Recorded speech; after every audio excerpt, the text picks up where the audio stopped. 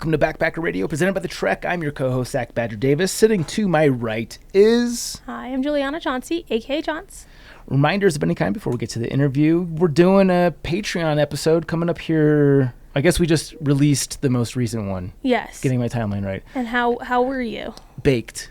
Yeah. Halfway.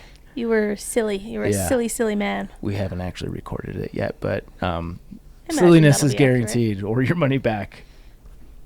They actually are paying for it, so we have to That's stand true. by that. So I have to be very silly. You must be. Yeah. But yeah, if you want to support the show and you want some additional Backpacker Radio content, we do a bonus Q&A episode at the first Wednesday of each month. The most recent one just came out. Very silly, as we said. We think, we hope. And that's it. Head on over to patreon.com/Backpacker Radio if you guys want to support the show in an additional way and or get some additional content. Let's not beat around the bush anymore. Get right to today's interview. Got another in-studio guest. Very excited about it. Had a chance to chat a little bit before we hit the button here. He is Andrew Terrill. Did I pronounce the last name correctly? Yes, but it doesn't matter. It's just a name. Okay, good. I like that. Despite growing up in suburban London, Andrew has a passion for wilderness, adventure, and the outdoors. Starting in 97, Andrew walked more than 7,000 miles from the southernmost point of Italy to northern Norway, an 18-month journey across wild parts of Europe. Andrew, thank you so much for joining us here in studio at Backpacker Radio. Thank you for having me over. So one thing I want to talk about before we get to the meat of the stories here is that you're a Golden local. I am, yeah. And you've been living here for, you said, 20 years? 20 years since I've lived here. I first came here in 2000 and met the woman who's now my wife up in the high country of Colorado. And yeah, it's become home. It's so much more home than the suburbs of London ever were. You know, even though I felt at home as a kid, this is like, we have open space and we have the Rockies on our doorstep, and it suits me more than streets and houses. Sure. And more streets and houses. And more streets and houses. Why Golden of all the areas that you could have landed in Colorado? Because we'll talk about this, I'm sure, too. You spent a good amount of time in Colorado hiking through on the CDT, your version of the CDT. Why Golden? Because that's where the woman I met lived. No other reason than that. I didn't come to America to do a version of the CDT to meet someone and fall in love, but that happened, and that messed up everything, because then being in love and wanting to be with a person took precedence for a short while over backpacking, and we did the transatlantic relationship thing for a couple of years, 3 years, and when finally it came to her saying yes to the big question, and we decided where to live, suburban London or Golden, Colorado, where she was already based. It was an easy decision. Golden won, hands down. How'd you meet her? So I was on a long hike trying to hike from the Mexican border to Denali National Park over 2 summers, and I just came across Joan, my wife, in the middle of the troublesome roadless area near Steamboat Springs, and it was one of those days where I just kept walking all day. You know, some days you stop early. Some days you reach what seems like a perfect camping spot at 5 o'clock at the end of the day. There was this lovely meadow. It had a little creek twisting through it, a backdrop of mountains. There was even a storm rolling in. But for some reason that day I didn't stop. I just kept on walking. And I crossed over a pass, dropped down to the other side. And this one had a dirt road up it. And it was the weekend, and every single camping spot had been taken by weekenders, and there was nowhere to camp. And eventually, after a mile and a half, 2 miles of trudging down this valley, I came upon a group, and a girl was just unpacking her Jeep to set up their camp as part of the group. And I just made this joke, you guys have taken all of the camping spots. And she turned to me and said, well, why don't you camp with us? And I've been on my own for 3 months doing the hike, and I was like, I don't want to. I want to keep walking. And as I said that, I was like, Andrew, you idiot! This cute person wants you to camp with her. Unfortunately, she said, just camp with us. So I did, and we talked and hit it off and exchanged email addresses and stayed in contact. And eventually, that hike kind of failed early on because 2000, when I did it, was a really bad fire year. and north of from northern Wyoming onwards, everything was officially closed. There's like a $5,000 fine if you got caught crossing public land. So I had to stop early, but I planned to return in the winter and do it on ski, except at that point I'd never skied before in my life. But I remembered meeting Joan, who taught handicapped kids how to ski. And so I thought if she could teach handicapped kids how to ski, she could teach me how to ski. So I flew back in December that year and stayed with her, and she gave me some lessons, and that's when the magic all happened. You said Sorry, that was 2000? That was 2000. That was a short answer, wasn't it? Sorry. That was beautiful. I'm curious to know, do you feel fortunate that you guys both had email addresses? Because I feel like that's a little bit early on in the internet game. That's dial-up. Yeah, before that journey, I had a friend urging me, like a graphic designer friend, who said, you must get an email address. It's about time you had an email address. The world is moving on. People don't do stuff on paper anymore. And I finally succumbed and got one. And my wife works as a project manager in the IT world, so she had an email. But yeah, I mean, it was the early days, and yeah, would have been interesting via snail mail. Yeah. Does the movie You've Got Mail resonate for you, especially? A romance built on exchanging emails? I guess a little bit. Yeah, I guess a little bit. Yeah. Okay. There's a lot of directions we can go here. You're a very interesting man with a lot of interesting miles under your belts. But the main event here, obviously, is the 7,000-mile hike that you did through Europe. So let us know first, what was the inspiration for this journey? This is something that you're not following anybody else's footsteps. This is something that you conceived on your own. How did you come to that? That's a big question. And it goes all the way back to childhood, right? Your earliest influences that make you who you are. And I guess growing up in suburban London, my influences were normal societal things, the books you read, the shows on TV, the culture that surrounds you. And I think it began with The Hobbit as the germination of the beginning of feeling a pull to wild places. This book about someone going on essentially a long wilderness journey, and something about it captured my imagination. And then but of course, growing up in the suburbs of London, I had no direct experiences of mountains and wild forests.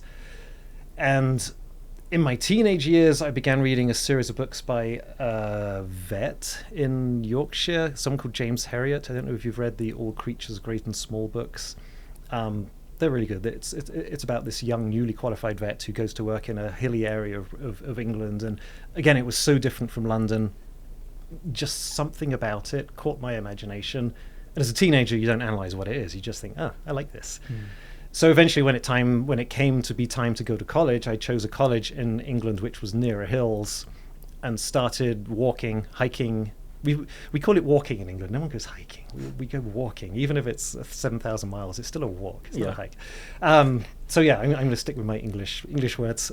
So I go walking every weekend, and sometimes during the week when I should have been doing college stuff. And how I graduated, I have no freaking idea.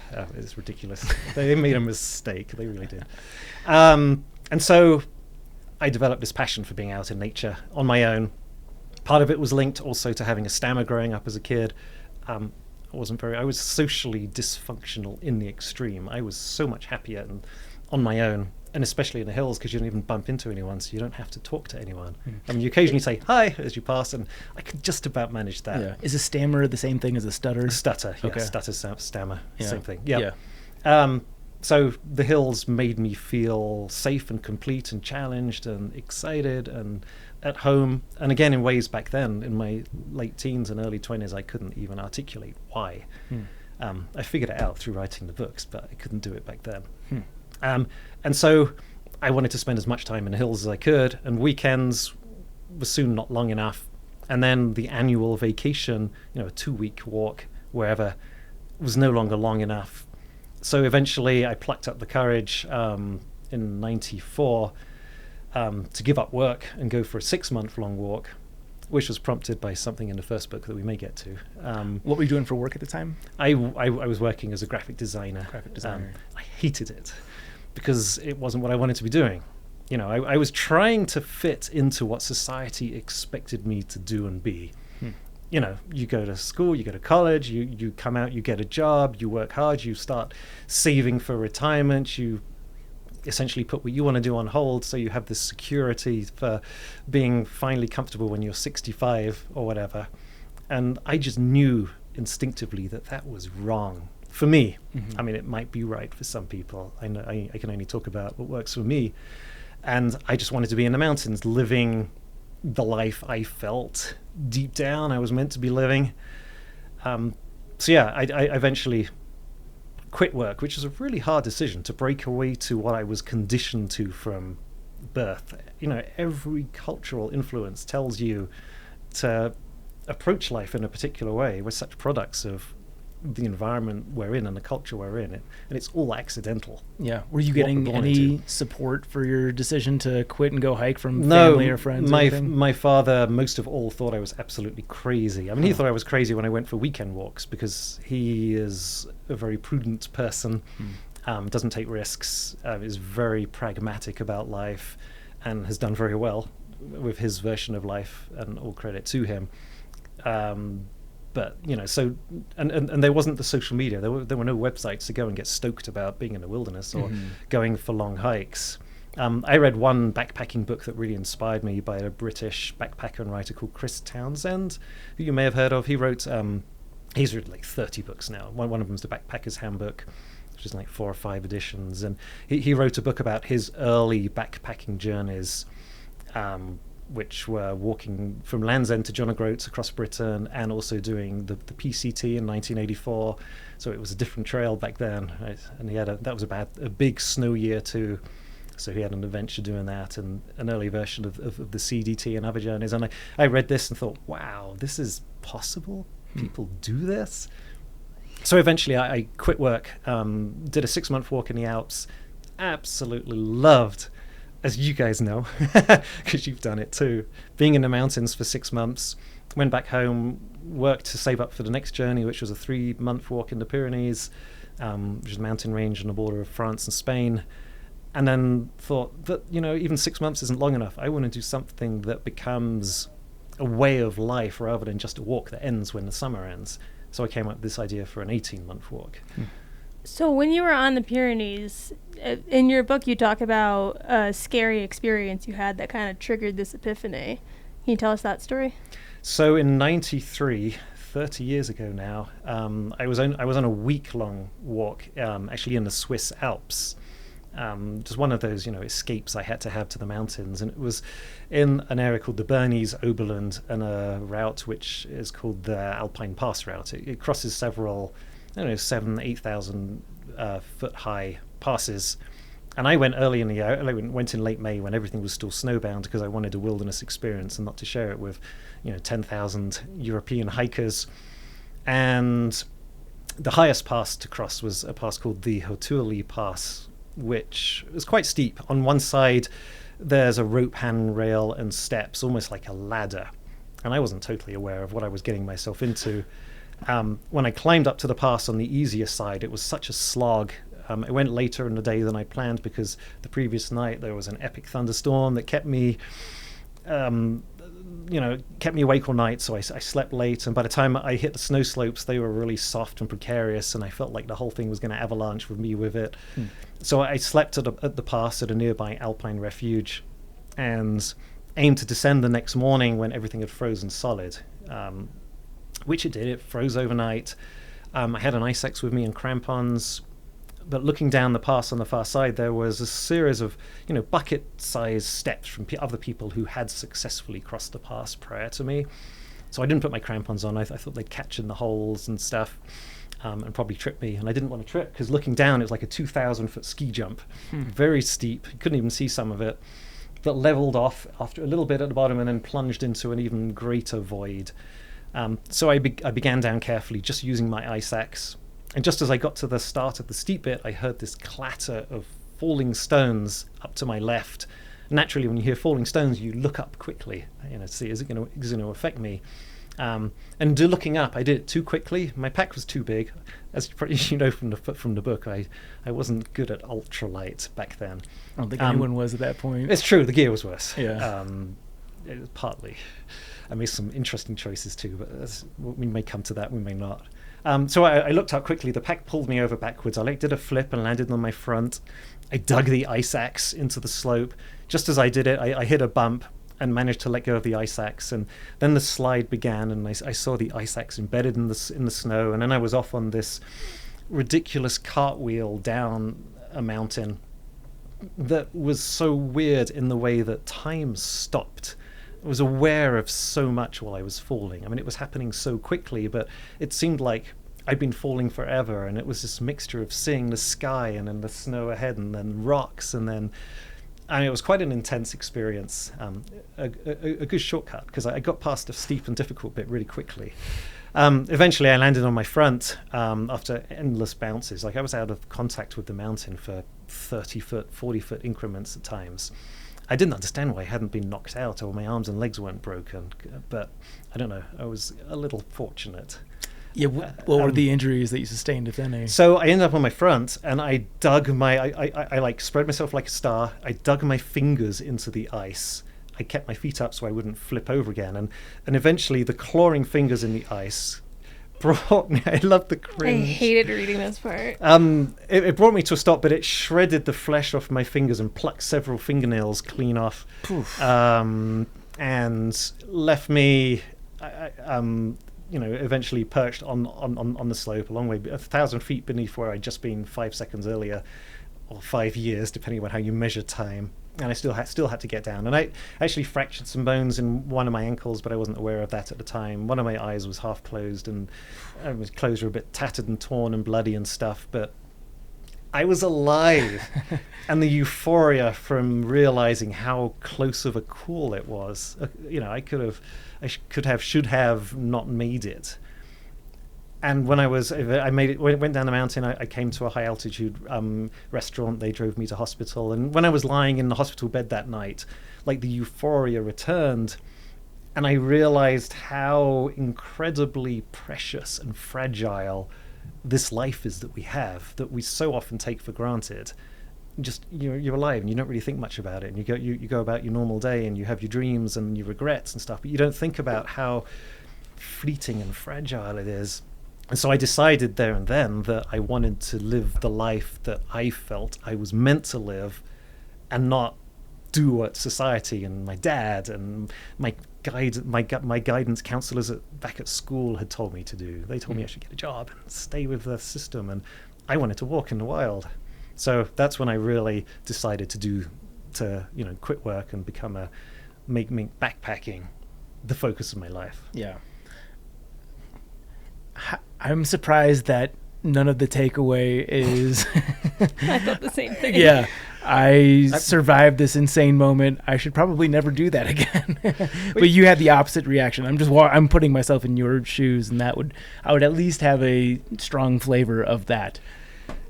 There was none of that. I mean, I felt a bit embarrassed that I'd had this accident, because I'd always taken such great care, and I am pretty cautious as a hiker typically.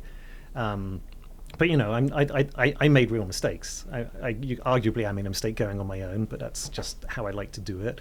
I made a mistake in having such a big pack that pulled me balance. I made a mistake in not putting crampons on. I made a mistake choosing to go at that time of year.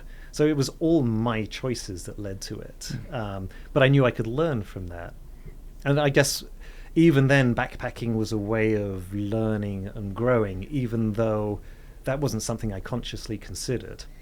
I think it helped me learn and grow and become a fuller, more aware human being, even though it was kind of incidental to why I was going in the first place. I think it's funny how something can be subconscious, but it's still driving you. Were you dreading giving the news of the fall to your dad, someone who thought that what you're doing was crazy in the first place, and then, almost the worst case scenario happens?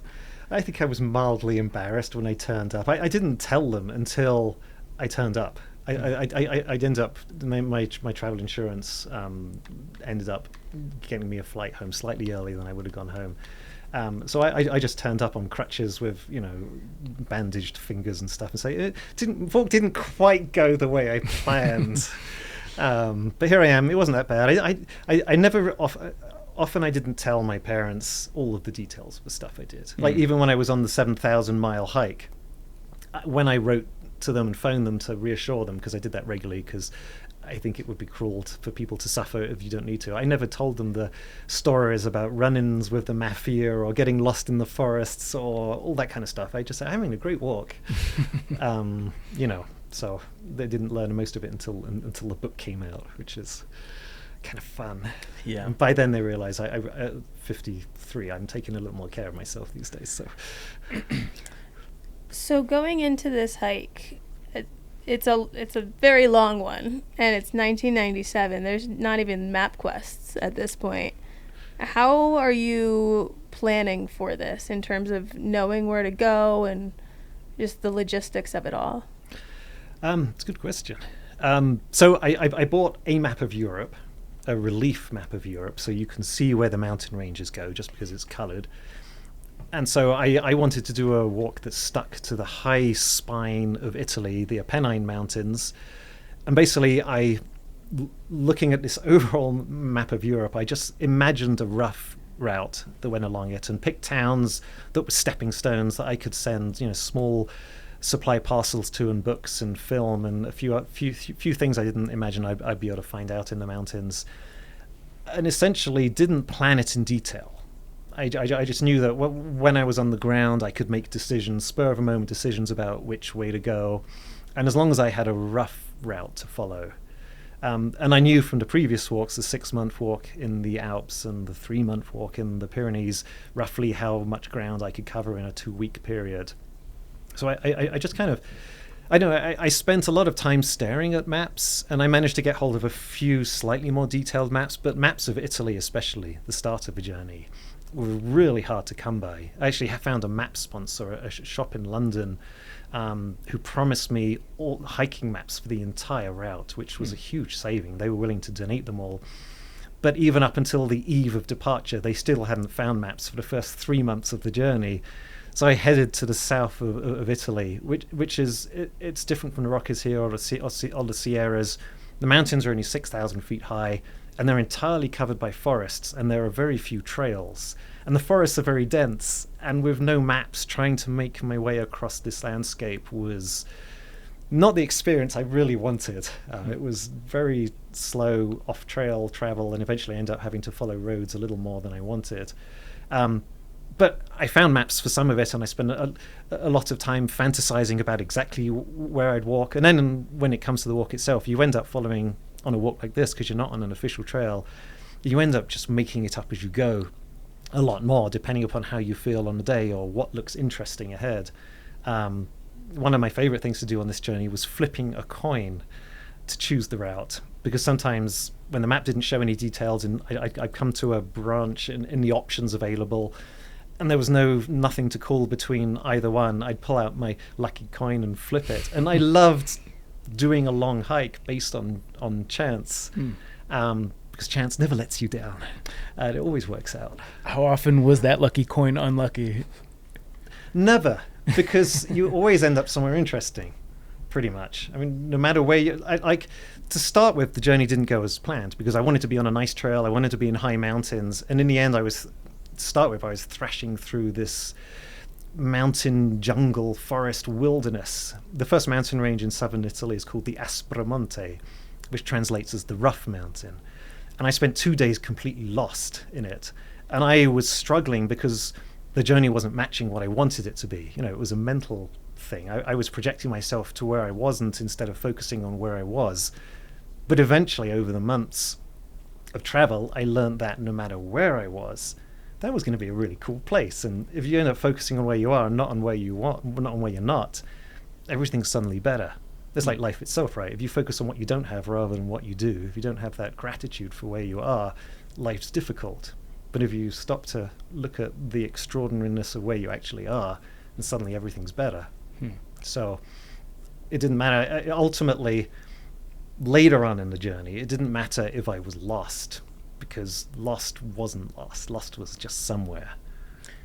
Again, going back to your fall, if I'm in your shoes, I think I would pick a route that is a little bit more established, or not even established, but maybe less challenging than just navigating a dense forest through the mountains.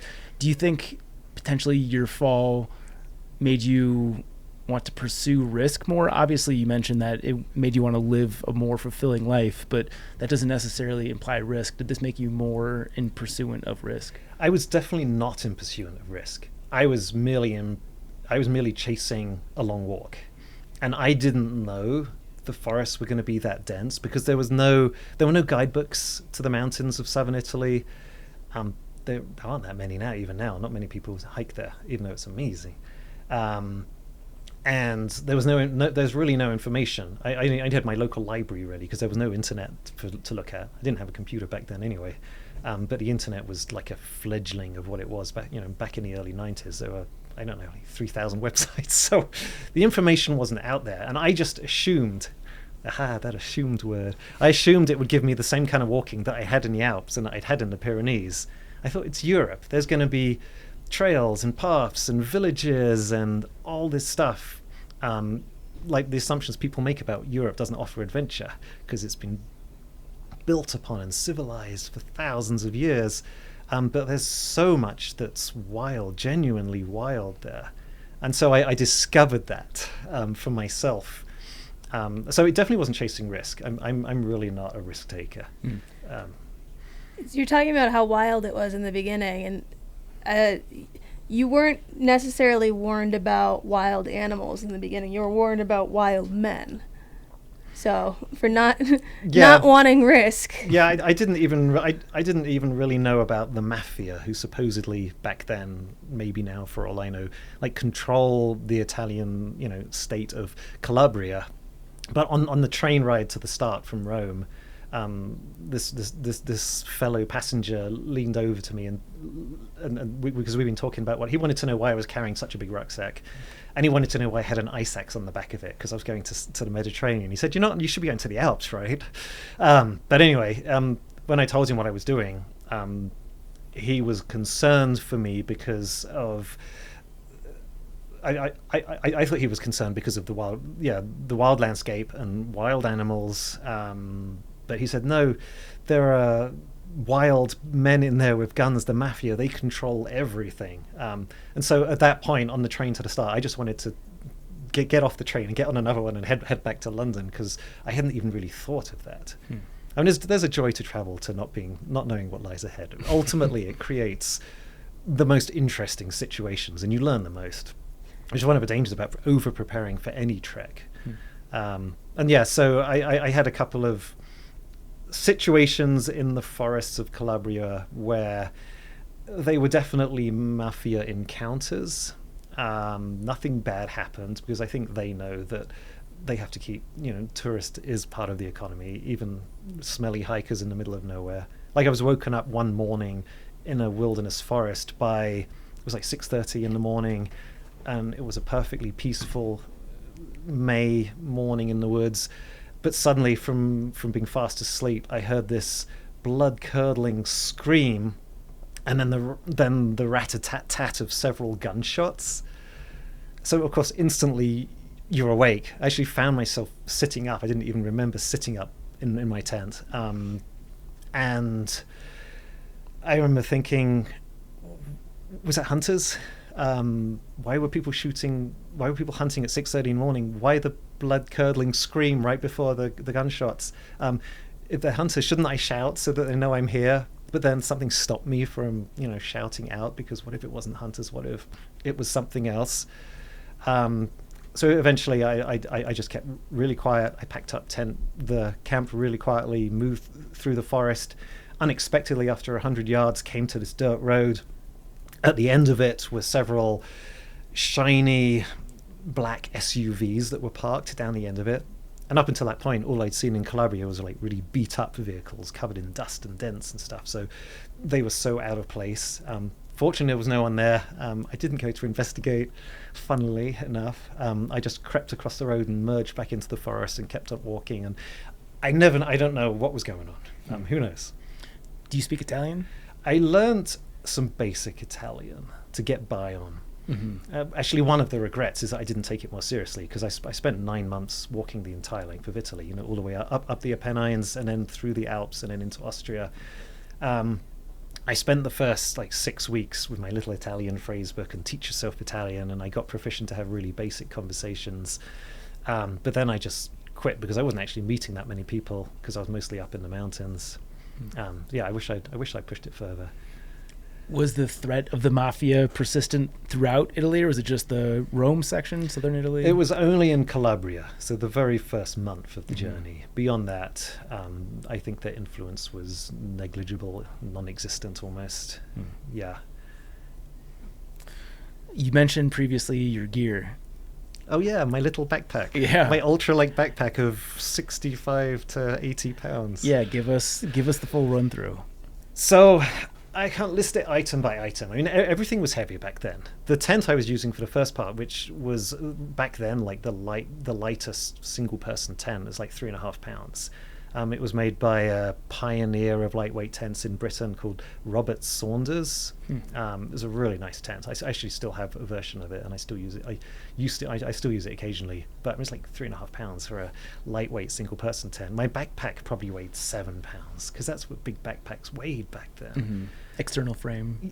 It was an internal frame, but it was was still, it was like a 70-liter pack and straps on the outside for tents and camping pad, and everything was essentially 3 or 4 times heavier than it is today.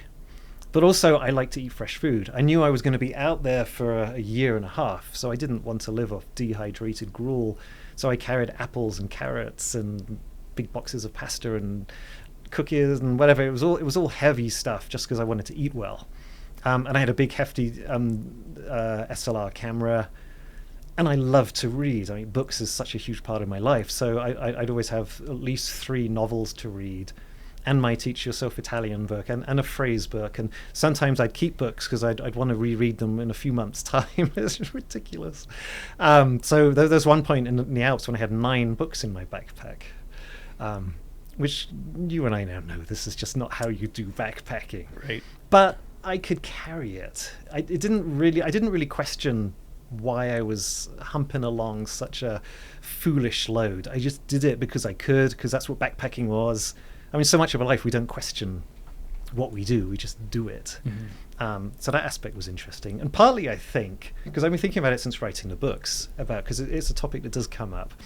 I think it was partly a deliberate kind of penance to pay for this ridiculous lifestyle I'd managed to carve out for myself.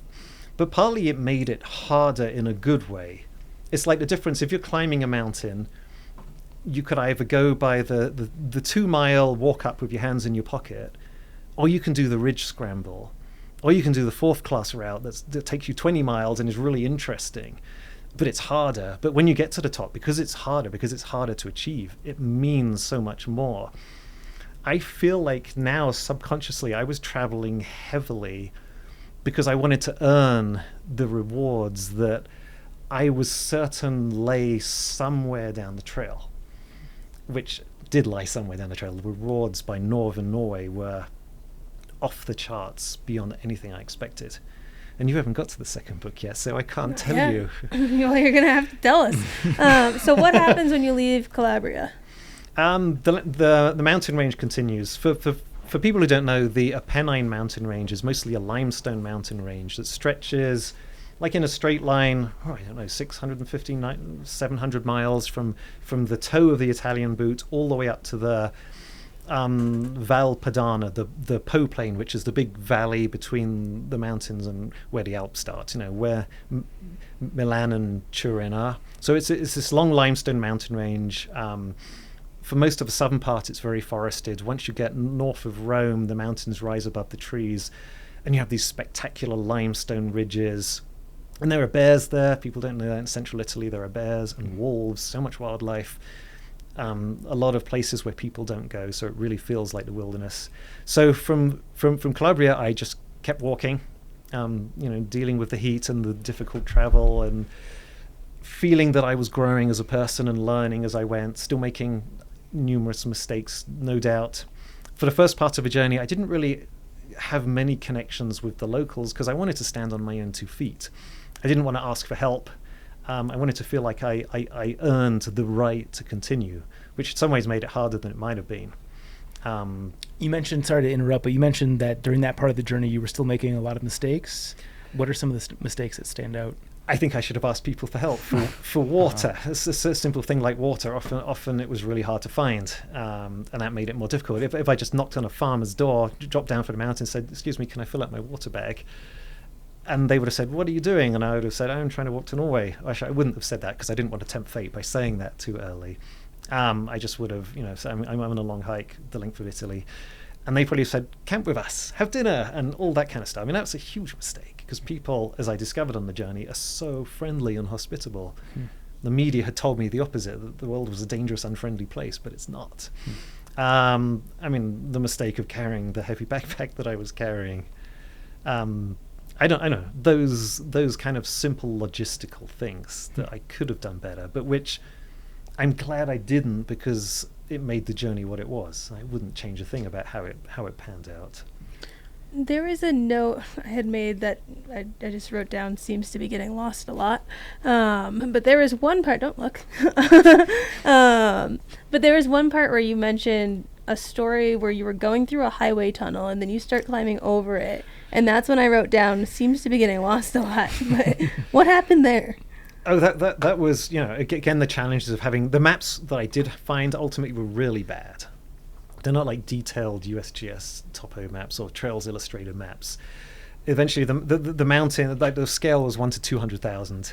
The mountains were just marked with some weird artistic cross-hatching that could have been anything. It was probably entirely the cartographer's imagination. And there were some maps, they marked towns that didn't exist and lakes that weren't really there, and so much fabrication. It was hysterical. But it did mean that hiking was challenging because you didn't know where you're going to end up. And this occasion was I came across this big 4-lane, 6-lane highway that wasn't on the map, but I had to keep I decided to keep going because I figured I could get across it somehow and then up the mountain the other side, except the traffic was so crazy I couldn't cross it. So I walked along the shoulder. I came to a tunnel. I could have gone back, but it was late in the day. I was hot. I hate retracing my steps, as we all do. So I walked through the tunnel, which was terrifying because the cars were screaming along inches away and horns were blaring. And I made it through, walked another 600 yards, and then came to another road tunnel that I couldn't see the end of. So rather than going through it again and dying in the tunnel, I saw a slope to the right of it, which looked as though I could climb up and then just get back to the mountains easily. But the slope ended up being steeper than it had looked because the vegetation had hit its true angle. So it became one of those precarious pulling on roots and earth breaking away under your feet, and not really, again, not the easy walk on a nice trail that I'd expected from the journey. And ended up, it became more vertical, so vertical that I couldn't go back because the big pack was pulling me backwards, and I knew I'd just fall. So I had to traverse above the entrance to the tunnel on this steep ground with the cars flying along underneath me. I remember thinking, what were the motorists thinking who were probably driving and seeing this strange backpacker? And people don't backpack in southern Italy. They hadn't seen backpackers anyway. What the hell were they thinking? And I thought it'd be a really bad way to die on a hike, to fall into the middle of a four-lane highway and just get hit by a semi. It would be an odd way to go. But I kept to it. I didn't fall. I made it to flatter ground, which was horribly tangled. It took an hour to cover the next 100 yards because it was all razor brambles and it was unpleasant. But even in the midst of that, as I mentioned in the story, the intensity of the situation of fighting through the undergrowth and making progress, and that thrill, the endorphin rush that comes from setting yourself to a task and doing it and succeeding and getting through it, was so fulfilling in itself. It wasn't remotely what I went for, that kind of experience, but it had value. And all of this kind of stuff added up throughout the journey. We don't typically embrace difficulty, discomfort as a species. We tend to shy away from it. But I learned the value of things going wrong, the value of difficulty, of being soaked, of sweat, of being lost, of being hungry. It's such a beneficial thing for your own growth. Yeah, concurred. You've talked quite a bit about the difficulty of navigating and just traversing like you did with your previous story, I'm curious to know, what was the logistics of camping? Like, how often were you in town, if ever? Are you at established campgrounds? Are you doing... Walk us through that. There were no established campgrounds for the first 3 months of the journey. So I was usually collecting water from a village or a source and carrying it to wherever I could camp, which was usually finding a spot deep in the forest, because technically I don't think you're supposed to be camping in any of it. But it's wild country, and if you know how to camp and leave no trace, I don't think there's anything morally wrong with camping, even where it's not allowed. My own personal take on it. So mostly it was wild camps in the woods. In southern Italy, it was lots of mosquitoes and lots of flies and a million bugs, like the forest floor. You take a square foot of forest floor, and it seems like 1,000, for an exaggeration, whatever, 100 different alien species crawling around in it. So I'd wanted to sleep out under the stars, but I was ended up mostly enclosed inside my tiny tent, sweating buckets because it was really hot. By the high mountains, it was, it wasn't that different from a normal hike. When I got to the first high mountains, they were limestone, so there wasn't much surface water, but there were still big old snowdrifts to melt water from. By the Abruzzo region in central Italy, which is level with Rome, which probably has the finest mountains. If anyone's listening to this and wanted to go to the Apennines, the Parco Nazionale d'Abruzzo in the middle of Italy and the Gran Sasso d'Italia offers some incredible mountains to go and hike and camp and visit. And some of those villages did have established campsites, which were nice to stay in. And it was good to shower. Yeah. I got so hot and dirty that there were times in southern Italy where I was just desperate for a shower. So I turn up at a hotel, and hotels turned me away because they didn't want someone like me messing up their sheets, and I don't blame them. So there were a few soul-destroying moments, like when you get looked at by a fellow human being and you're looked at with disgust and are turned away. That's an interesting place to be. And again, it becomes educational, life-changing. It affects how you deal with other people you encounter later in life, because you know the power that a simple smile or of hospitality, what difference that can have. Yeah. We've talked, sorry to cut you off, but I do have a tangent off of what you just said. We've talked to a lot of hiker trash on this podcast. We're a couple hundred episodes deep, and I don't think I've ever heard a story of someone getting turned away from a hotel. Do you attribute that to, like, you just smelled that bad, or is the culture of Italy a little bit less accepting of this type of thing that you were doing? What do you think the reason behind that was? I think it might have been a cultural thing for some individuals. Italians can be very fashion conscious, and I understand if someone has a swanky hotel that they want a certain ambience to. They don't want someone who's, in torn clothes and who does stink and has a cloud of flies hovering around his head. They don't really want them staying. So, yeah, I mean, it was interesting. Some people, and throughout the journey, there were different situations. Like in Denmark, an incredibly hospitable nation. The Danes are amazing people. Part of the journey was spending a month walking up the North Sea coast on the west side of Denmark, which was beautiful. It was like in the middle of this mountain journey, I had a month on a beach, and it was just brilliant, even though it was March and it was bitingly cold and it snowed at the top of it. Sorry, I go off on tangents. These hospitable people, some people opened their homes and invited me in. I knocked on one lady's door, and I was just seeking water, and she invited me in and let me use the shower, and we had a wonderful night just chatting up until 1 a.m. But even amongst these friendly people, there were some who could have helped, but just turned me away. So some people are just that way for reasons that only they know. And a part of a journey that really got me down, before I learnt that my own happiness wasn't conditional on how people treated me. It actually lay within. But to start with, because I spent so much time on my own, and someone treated me in a mean way, or a way that was perceived as mean, that really brought me down. And again, the people who were mean are products of all of their situations, all of their circumstances, and I don't know what they are. So I learned not to judge people on that. But it was interesting, and maybe that's the difference, because it wasn't an established trail, so yeah, people weren't used to hikers passing through. I mean, I was definitely a one-off. Like some of the Italian towns southern Italian towns, I'd turn up in town and I'd be surrounded by a crowd of people because backpackers just were rare in those parts, and so they had lots of questions. Piggybacking off the people part, you had a couple stories about shepherds you had met in the hills, and I liked those stories. There was one about the Yugoslavian ones, if you want to recount that one. Yeah, I met. I hope I haven't sounded too negative about the people I met. I mean, so much kindness and so many interesting people. I mean, it makes sense if somebody's knocking on your door and being like, "Can I have something?" and it's a total stranger. Like, it makes sense why a percentage of them are just going to be like, "Who are you?" No. Exactly. Yeah. It should have been expected. But yeah, some of the most interesting people were the shepherds in the Apennine Mountains, who essentially go up the mountains in the spring and spend the whole summer up there with their sheep. They have like a blanket during the day or an umbrella to keep the sun off. And they were often we couldn't even communicate because some of them came from the Balkans, which were going through, the Balkan conflict was taking place back then. So like the world had been destroyed, but they left their country and managed to find work, looking after sheep in the middle of the Italian wilderness and loving it, obviously preferable to a war zone.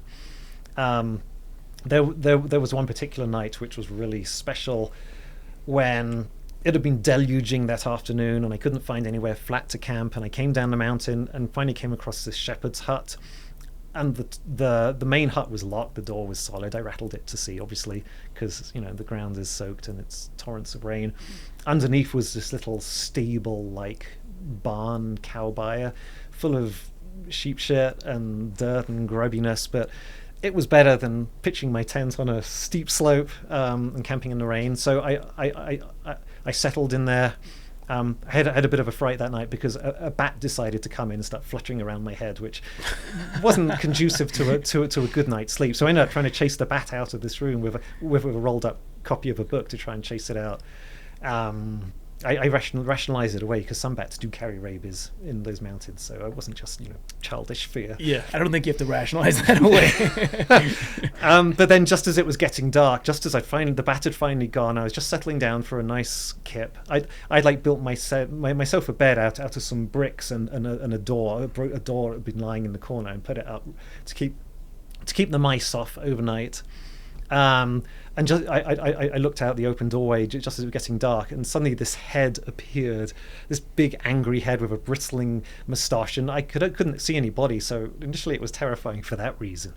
And it ended up being a shepherd, and he was angry. He didn't want me in his barn underneath the cabin that he was obviously going to sleep in. And I thought, every shepherd I'd so far met has been so friendly and happy and talkative. But this person was like casting me out into the rain, and so he beckoned me with his finger and out in whatever language it wasn't Italian and it wasn't English, and it turned he led me up to the front door and had me walk in, gave me the flashlight he was carrying and pointed it around at the kitchen we'd entered. He told me to hold it while he gathered a match, and then he lit this lantern, and then he showed me the next room and pointed to a bed, and it ended up that he wasn't turfing me out. He was bringing me in for a night of hospitality, and he cooked me this incredible mountain stew. I think it had lamb in it and spices, herbs gathered from the hillside. It was like the most incredible meal I've ever eaten in my life. And he gave me beer and then more beer, and although we didn't have a shared language, we communicated by drawing pictures on pieces of paper. It was like Pictionary. Yeah. And we were just in stitches of laughter for the whole night, and it was such an out of the blue, unexpected travel experience. And there were so many moments of connection with strangers that were another element of a journey I hadn't anticipated. Because in my simple-minded way, all I wanted to do was go for a walk in the mountains. I didn't realize that I was going to enter so many people's lives and see so many different ways of living from my own. You mentioned in the beginning of your journey you were very reluctant to ask people for help, and by this point it seems like you're a little bit more comfortable with approaching complete strangers. Obviously, I know he approached you.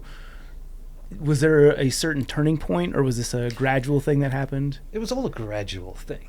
Yeah, I think you just change and grow through experiences. I realized that people weren't so bad, and that even though I had a stammer and I was shy and socially dysfunctional, I could manage on this journey because I was only in someone's life for a night or two at the most. I was always just passing through.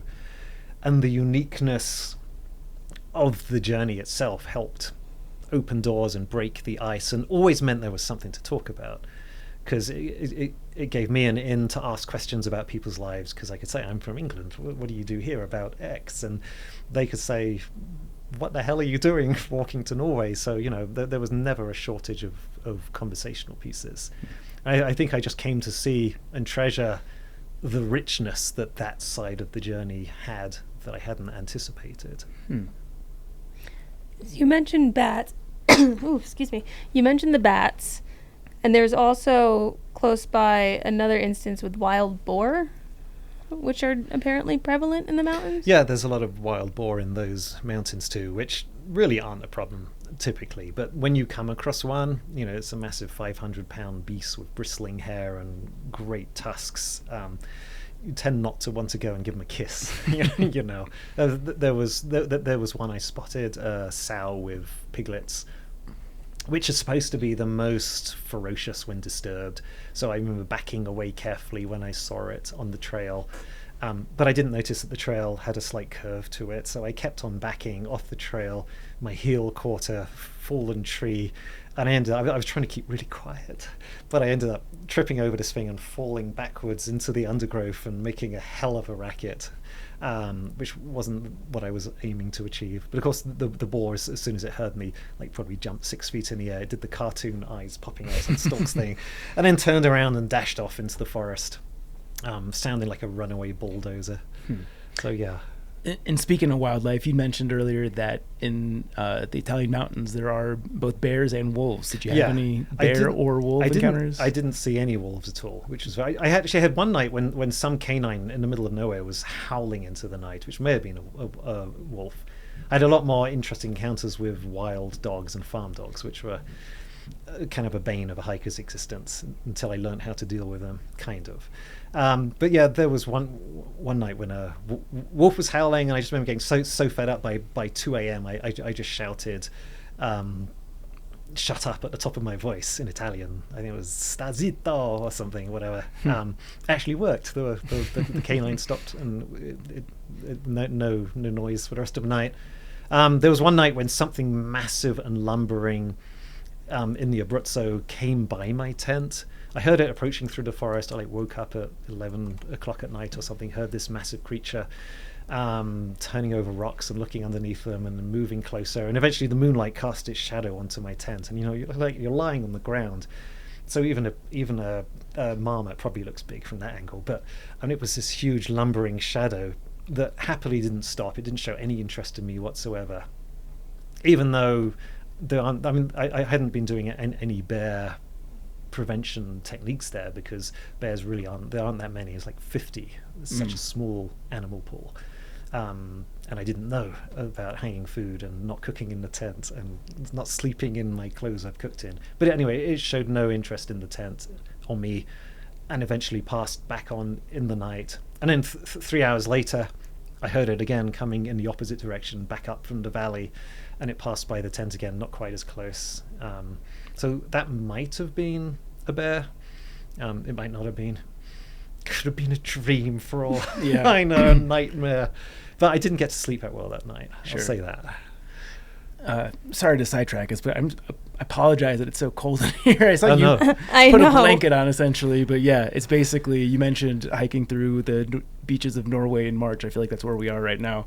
It's getting colder too. Yeah, I'm freezing my ass off right now. It's nice. Yeah. I always feel weird bringing a sweater when it's 100 degrees outside, but Fool me always once. worth it. Yeah, it's always cold in here, but damn, they're really pumping the AC today. Yeah. So one interesting thing that you've mentioned a few times, and clearly you've gotten over this, is that you grew up being socially dysfunctional, and I'm presuming that this is something that you got over the course of this journey. The journey really helped. By the end of the summer, I'd done a 6-month hike, which lots of people, not lots of people, but your audience has done a lot of. up until that point, I never really suffered loneliness on journeys. Like, I went to the mountains and they gave me everything I wanted, and for that length of time I could go without the few friends I had or family. It was fine. But then as the summer ended and the journey continued, like the end of summer, I still had a year of hiking to go on my own.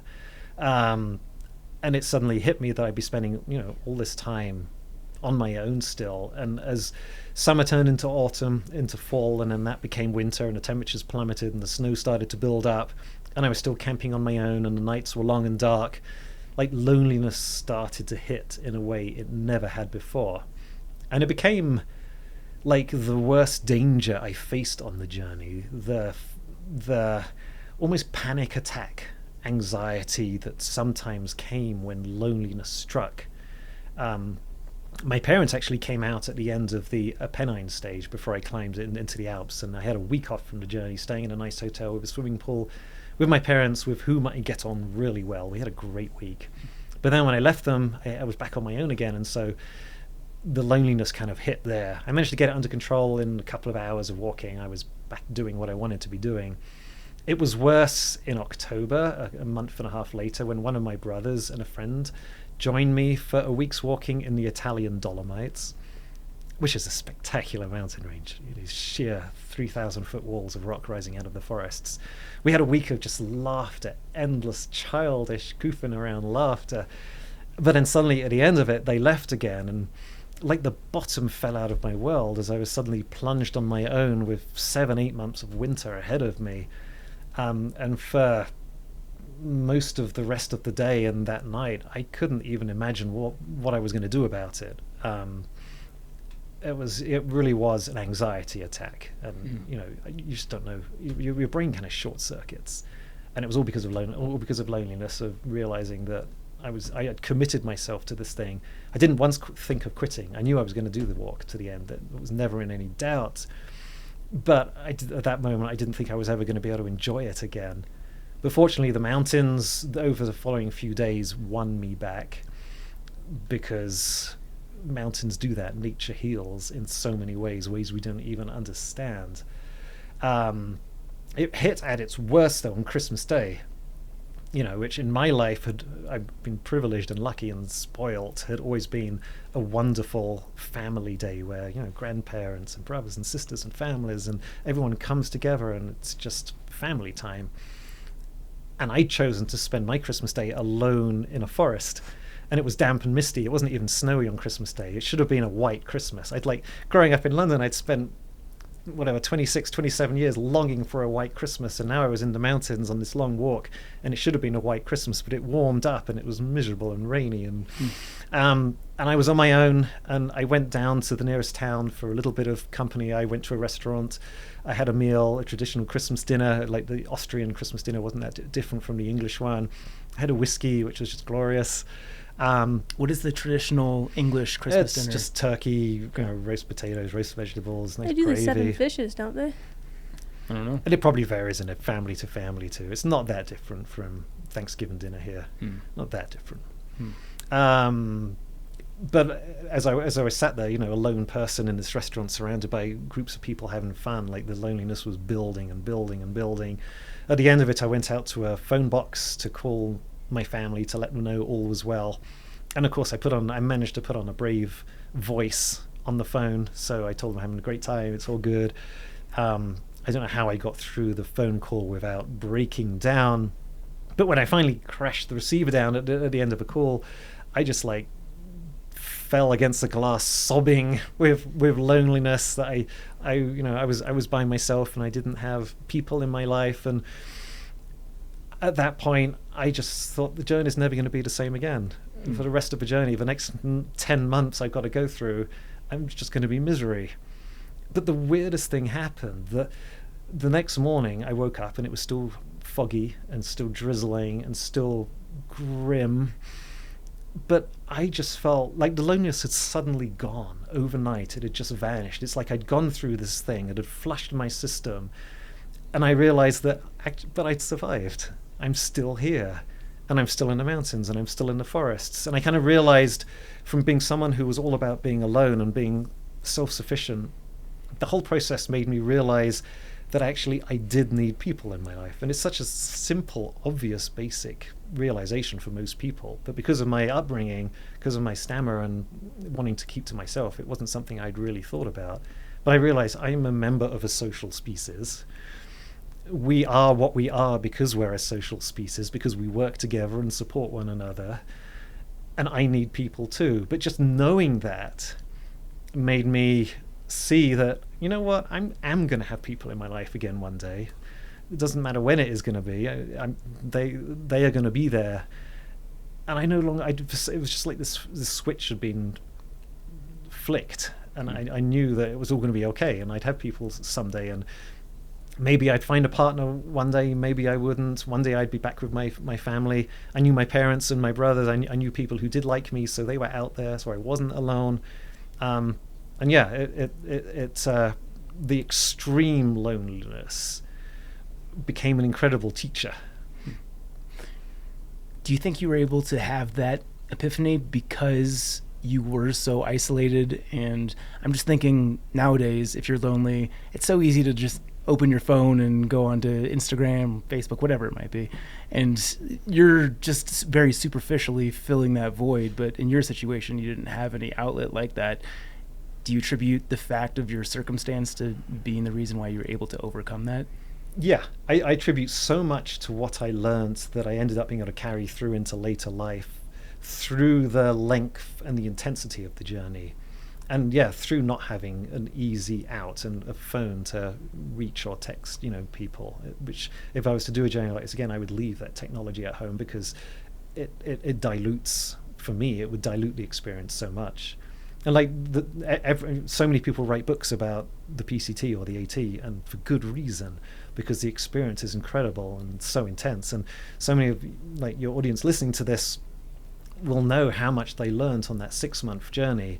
And so I learned a lot on a 6-month journey, but then it went on for another 6 months, and then it went on for another 6 months, and it went through winter and then spring and then the endless snows of southern Norway. And it was like that continuing intensity and build-up of experience on experience on experience, which took it to a place beyond anything I'd expected it to be.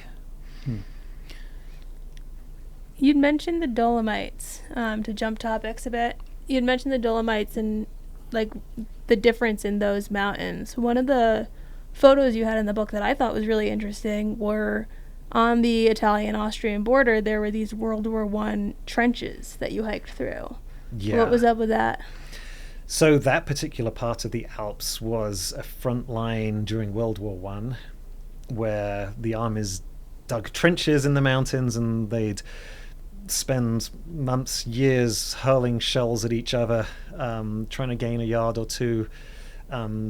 More people died in avalanches in that mountain warfare zone than actually died in combat, because you're living in a trench at 7,000 feet and the snow is 8 feet deep and you have to go out on a reconnaissance or whatever. And it was, it's really weird to be on a leisure, you're on a hike for recreation and you come across this trench and you can see old boot soles and barbed wire and smashed wood, and then stepping into the trench had a very sobering ambience to it. Appreciate how fortunate you are to be doing what you're doing compared to what these young people were forced to do. So yeah, that was interesting. But that's one of the interesting things about Europe, is you come across that history often, but in different forms. It's like a landscape that has seen a lot of human action over thousands of years, and so you have that aspect of it, which makes a through hike there interesting. And then there are lots of villages. I mean, it isn't as remote being on this walk as it would be in northern Montana on the CDT in the middle of the Bob. You're not that level of remoteness, except in Norway. That's different. But southern Europe, you have villages and history, but you also have places that feel genuinely wild. And to have a hike where you pass through all of this consistently just keeps you constantly engaged. There's always something interesting around every corner, even if you are lost, even if it's not the corner you wanted to be originally. Yeah. Were there other places like that had cool history behind them? Yeah, turning up in a southern Italian hilltop town, for example, that has all its streets, there's no cars because they're all on a hilltop with castle walls around it, and it was built for strategic defensive purposes. And these are ideal towns for hikers because there's no cars. The only way to get around them is walking. So it's like a through hiker's down. So just, it's just like awareness that people have been living in these buildings for 500, 600, 1,000 years, and you're just passing through. It's just wonderful. We've covered this loosely as you've taken us along the journey, but I think it'd be good to get some more concrete idea of your route.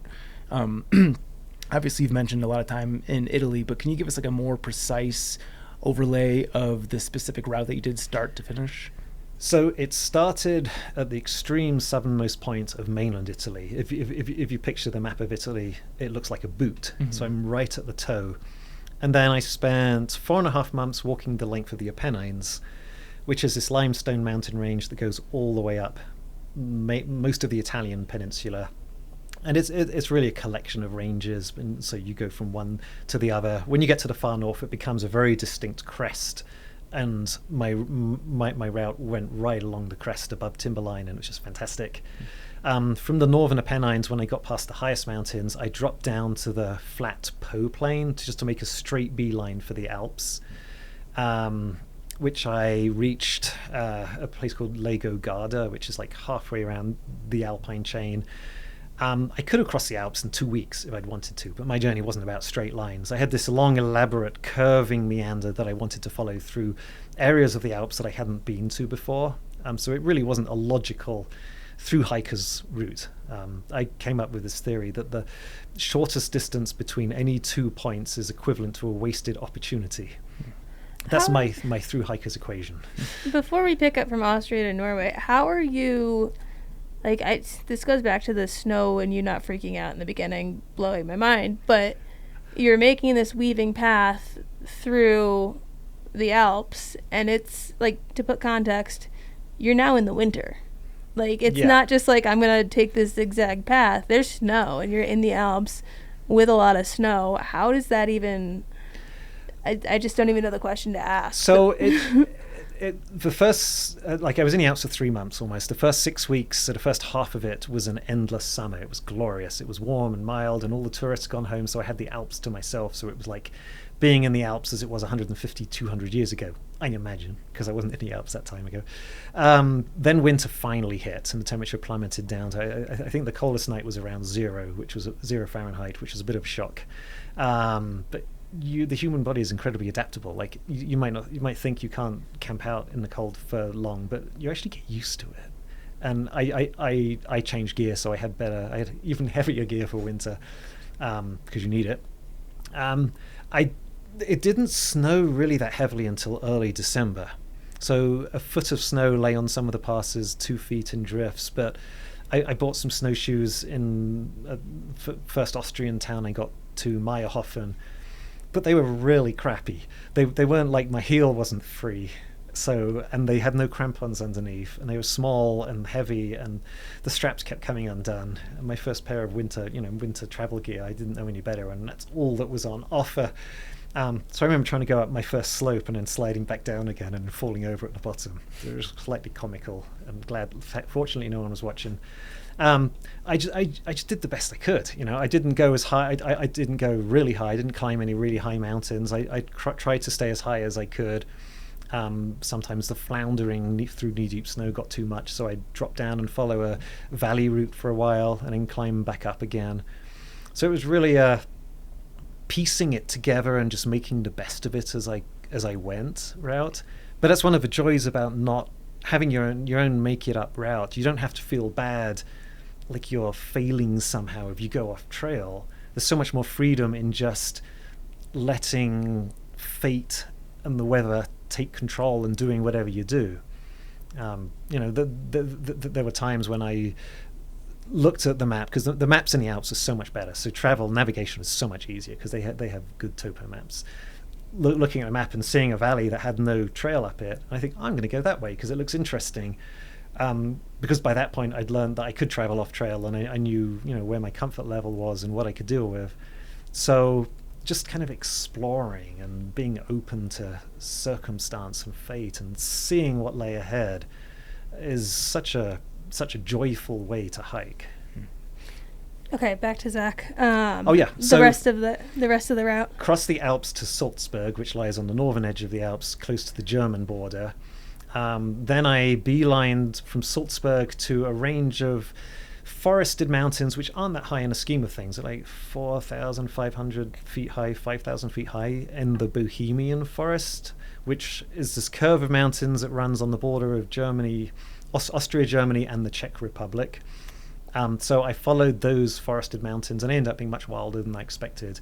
Again, alone in a snowbound winter forest. Those mountains kind of curve around the border of Czech Republic, then angle into the middle of Germany to a mountain range called the Harz Mountains, which is the last outpost of high country, kind of in Central Europe. From there, it was like easier walking for a few weeks across northern Germany, which I thought was going to be really boring. Just flat, rural, maybe industrial country to get to Denmark and the Danish coast. But because by that point I'd been underway for 10, 11 months, I'd become so connected to the landscape that even though the pockets of wild I found were just in small woods and rough edges, I found such connection with nature even in the small areas, and even in areas that have been disturbed and reverted to wild, that I kind of completely revisited how I looked at the wild and nature. I found that I had a connection with nature. Even if it was one rotten tree stump, there was value in that. You stop and you look at a tree stump and you look at all the stuff and all the processes and the fungi and all the little insects and everything that's going on. It's just incredible richness. And so the walk across the North German plain, which should have just been boring and flat, I called it the Great In-Between because it was in between the mountains, gave so much back. I'd reached a point where it was just incredible. Then all the way up the Danish coast, I got to the top of Denmark in early April, ready for a long summer in Norway. Took a ferry across to southern Norway and then hitchhiked down to the southernmost point of Norway, which is Lindesnes Fire. It's a lighthouse at the south. And then spent 6 months weaving my way up to the North Cape at the top of Norway. And this is the most mountainous, challenging part of the journey that probably most backpackers would love to do. Norwegians have a thing called Norge par langs, which translates as Norway lengthwise. So it's their version of the PCT or the AT, is to walk the length of the country, but there's no established route. So most people make up their own route through the mountains. It typically takes people 4 months to do, like a 2,000-mile walk. I weaved about a lot more because there was more I wanted to see. So I ended up spending 6 months and almost 3,000 miles. I was going to say, this looks like the most circuitous part of the entire route. There was so much to see. There were so many amazing places. And like I say, straight lines don't work in the mountains. It's much more fun to weave about a little bit. Yeah. But Norway was hard because when I got there in early April, it was still snowbound. I only had my crappy snowshoes, which I'd mailed ahead to myself.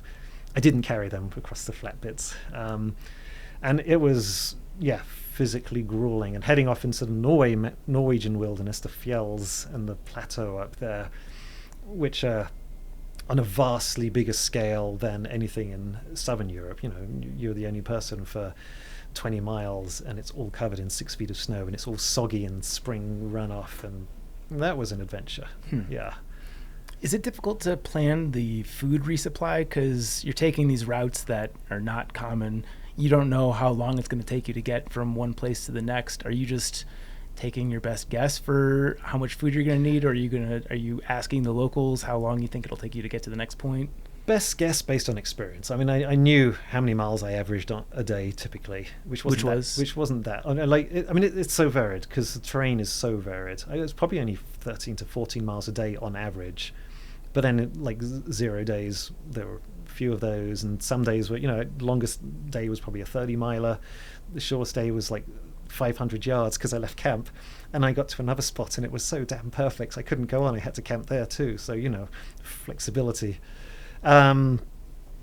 I had my stepping stone resupply towns planned in advance, and I knew roughly it would be a week or 2 weeks between them. And I had some stuff sent out in food parcels that my parents mailed, but most of the food just came from the grocery stores and towns I came to, and I just bought whatever I could make work and threw it in a pack and then walked on again. And I never really went that hungry. I never ran out because you can always put a burst in. And the food worked out, and I finished the journey weighing exactly the same as I started, which was 140 pounds, which is why in Northern Norway, when I was carrying a 90-pound pack for the remotest section, was just a silly load. People talk about hiker hunger on AT, PCT, like trails of that length. By the end of this thing, were you just ravenous all the time, or? I've always eaten a lot, though. Maybe because I've always hiked, and I've always been a trail runner, so I'm used to throwing back more food than my frame suggests I should be able to eat. But yeah, I mean, I was often hungry, but I ate a lot. I ate a lot of chocolate. That's one of my questions. Is when I think of Europe, one of the first thing that comes to mind is the amazing food. Did you have favorite culinary experiences out there? Apart from the shepherd meal, I didn't stop and eat in many restaurants because my budget was tiny. One of the challenges was when I started the journey, I only had funds for the first 6 months of it. I'd originally planned to do it the year before, but I couldn't because I wanted to find a sponsor to help pay for it, and I failed. And eventually I decided I just had to go, or the journey would never take place. And so I started as a leap of faith, thinking, well, I've only got 6 months' money, but somehow it'll all work out. And somehow through writing magazine articles and photo sales and stuff, because I'm a photographer too, and I had pictures in a photo library, enough money trickled in to keep me going. But I didn't have a big budget. I really had to be careful about what I spent money on, which is why I couldn't stop in many hotels, even when people would have let me stay, because it would have just blown my funds, and I wouldn't have made it. But I did cook, big camp meals, and I was always stuffing chocolate and snack bars, and whenever I got to town I'd always buy big sticks of French bread and make sandwiches, and so I definitely ate a lot. And you mentioned making money by writing magazine articles. Are you doing like a day by day of your journey, or what sorts of freelance work? I had a blog, but it involved writing it out by hand and then sticking it in the post and then turning up in England 2 weeks later, and then someone who was managing the website keying it all in and getting it up live probably 4 or 5 weeks after I wrote the thing. So it was hardly up to date and live. I was writing for a backpacking magazine back in Britain called I've been doing that since. I wrote for a mountaineering magazine called High Mountain Sports back there, and I had a series of stories for one of Britain's larger national newspapers, who amazingly agreed to do some travel features on the journey, which were like every 2 months. But again, it was just writing it by hand in my tent and then sticking it in the post in the mail and hoping it made it back. And along with the slide film I was taking, because I didn't have a digital camera, it didn't exist back then, I took slide pictures and then stuck them in the mail and sent them back and hoped they'd make it. Did you ever lose any photos? 2 packets went astray. One went astray and turned up 3 months later. And then one from southern Italy turned up 4 months later in a flower bed in Rome that some stranger found and then posted back to England. Wow. I know, crazy. Yeah. But apart from that, I didn't lose. In the end, I didn't actually lose a single picture. So when I got back, I had 7,000 slides to work my way through. And it was amazing how the pictures matched my memories so perfectly. It was really cool. It was like doing a journey again. Yeah. I know this is going to be a very difficult ask, but I'm going to ask anyways. If you could highlight maybe like a 50 or 100 mile stretch in each of the countries that you trekked through, either that you would like to go back and visit, or somebody listening to this that you'd recommend them go explore themselves, what would those be? So in Italy, I already mentioned the Abruzzo region, but in terms of a week-long through hike, the northern Apennines, there's a trail called the Grand Escursione Italiano, the GEA, and there's a section of it in the north on the border of Tuscany and Emilia-Romagna, which runs along this high limestone ridge above timberline. And I've actually been seeing pictures of it recently because someone who read my book decided to go and do this part of the walk because they just fell in love with the idea of it. And the pictures remind me of how amazing it is. So that trail, the GEA in northern Italy, there are several there's several hikes that cross the Dolomites, and I think to folks over here, seeing the Dolomites are amazing. It's just so different from the mountains here. It's like Yosemite, but rather than one valley, it's lots of individual mountains stuck all over the place. In Norway, in Scandinavia, there's a route in northern Sweden and Norway called the Kungsleden, the King's Way, which you've probably heard of. In Arctic Sweden, the best miles of the journey took place in the Arctic. I reached, after 16 months of travel, I ended up becoming so off the charts happy that there isn't even a word for how happy I was up there. Everything had just finally melded into this thing of perfection where the journey was exactly what it needed to be and the landscape was perfect and it was easy, even though other hikers I passed on the Kungsleden looked trail weary and sunburnt and were bothered by the flies and stuff. Everything was so easy after all I'd gone through. It was just like paradise. So going up to Arctic Sweden and Norway to do a trip, the Kungsleden, the King's Way, it's got to be on a bucket list hike. Yeah. But I think like if anyone's thinking about doing the PCT or the CDT but wants a less crowded experience, go to Norway and walk the length of Norway. Do the Norge I can't remember what it's called now. I said it earlier. The walk from southern Italy to Norway, and that will be an incredible wilderness experience. I have a question, which might be very dumb. We will find out. There's no such thing, right? Hey, you don't know that until you hear my questions. That far north in the Arctic, are there polar bears up there? No, it's not a dumb question. Thanks. Why aren't there polar bears up there? I just because the sea doesn't freeze in northern Norway. It's because of the Gulf Stream that crosses the Atlantic and keeps the coastal fringes of Norway surprisingly warm even in winter. There are polar bears in the island of Svalbard or Spitsbergen, which is like 600 miles north of the North Cape. Oh. So even though it's very Arctic, like in the northern part of the journey, I was crossing a landscape where tree line is lower than sea level, so there's no trees, which is so cool because the journey started in southern Italy where there's cactus and palm trees and little lizards with blue bobbing heads and all that kind of cool stuff. So to just walk from a Mediterranean climate to the Arctic was kind of fun. What kind of wildlife is up by the North Cape? There's lots of reindeer. Wild and domesticated. I saw a sea otter on the last day but one, which was so cool as it moved through the waves. It's like it's made of water itself as it like splashes through the waves and over the rocks. That was the real wildlife highlight there, and also sea eagles, which we don't have. I don't think we have here. I don't think we even have them on the west coast. We're landlocked. It's like a slightly rougher feathered eagle. It's also called the white-tailed eagle. It's also poetically known as the eagle of rain because it rains so much up there. And these things are the biggest eagle, so they have this massive wingspan. And I saw several of those, several close encounters as they fly by.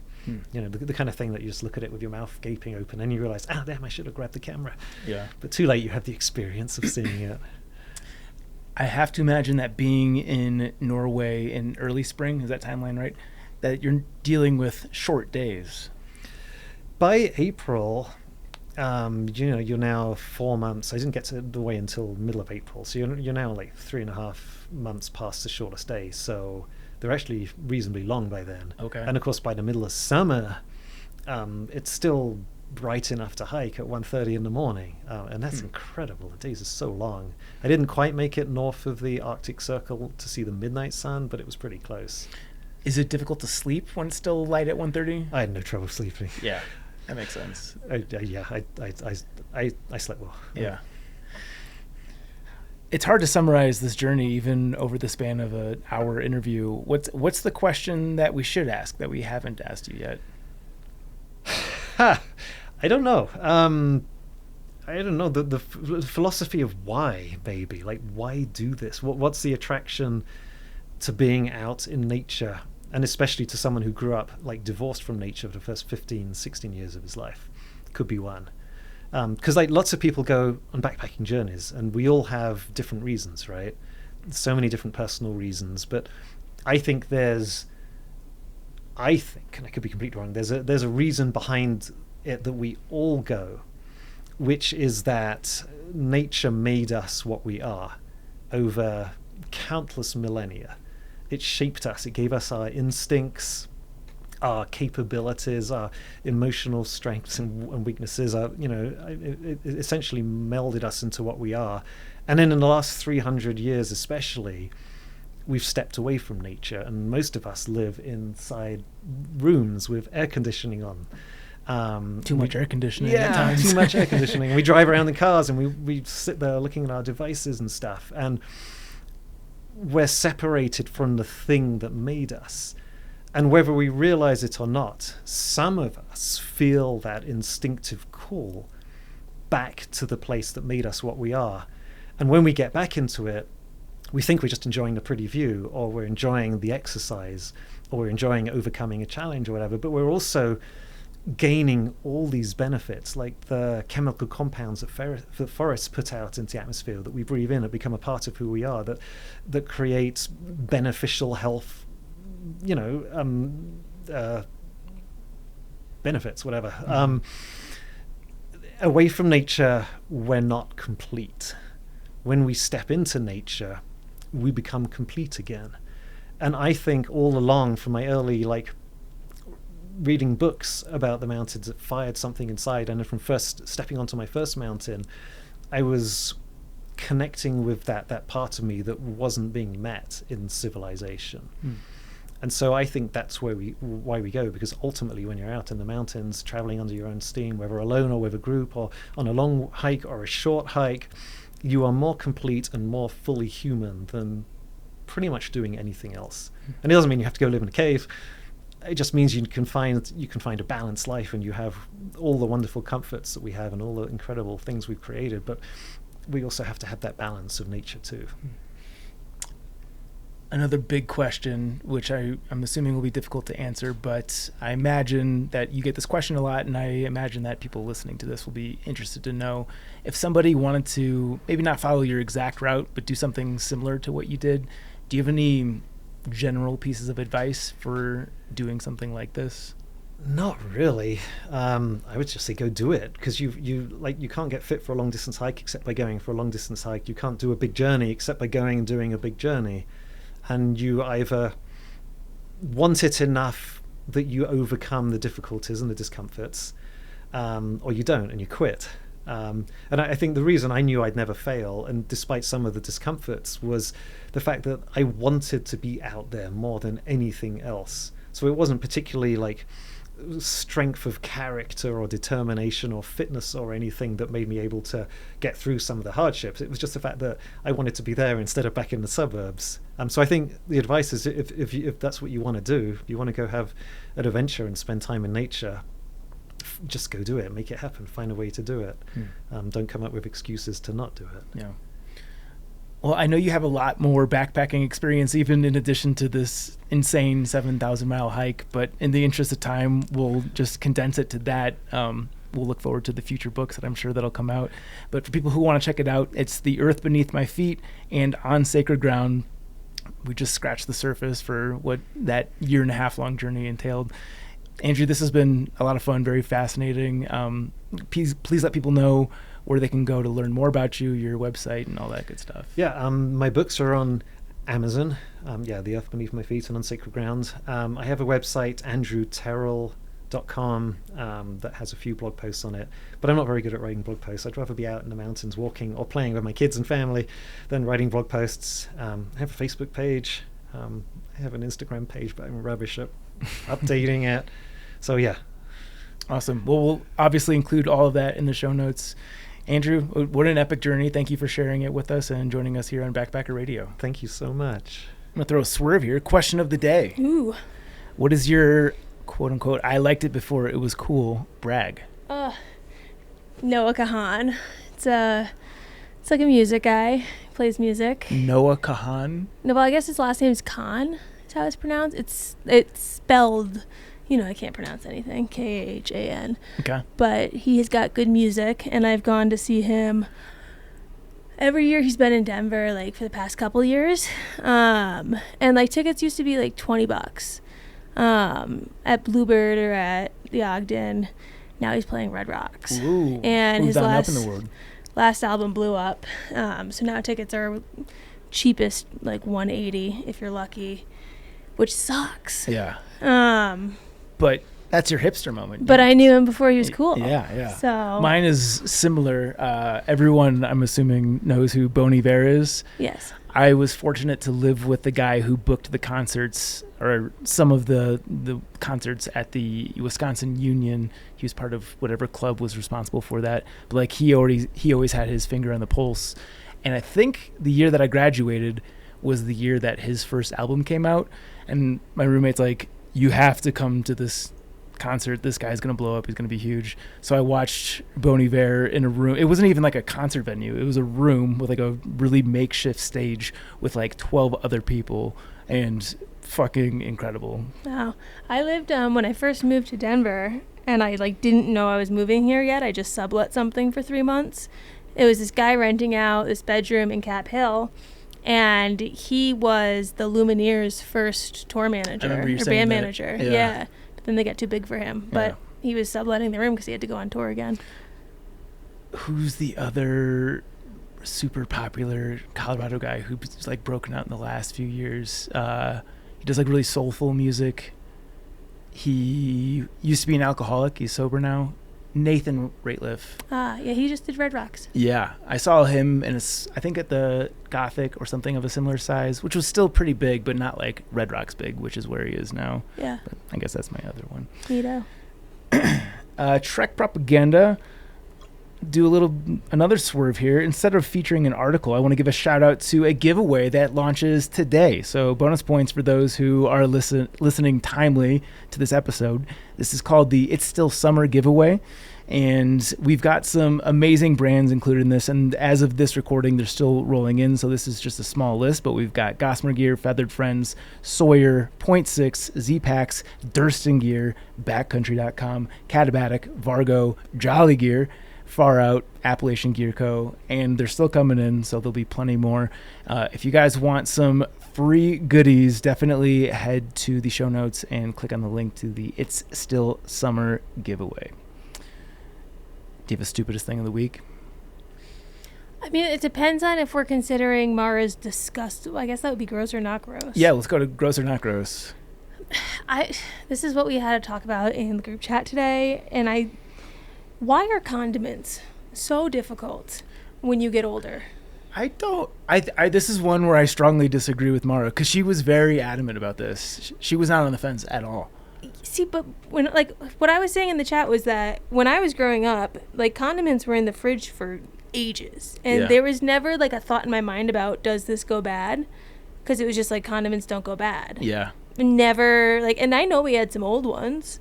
Never went bad. But now when I have my own fridge, you put the condiment in it, and then the next time you go to use it, it's already bad. There's like an expiration label now. It's past which that condiments date. have you had that issue with? Every. Like ketchup, mustard? I went to use barbecue sauce the other day, and the expiration date was like a year past. I just don't understand.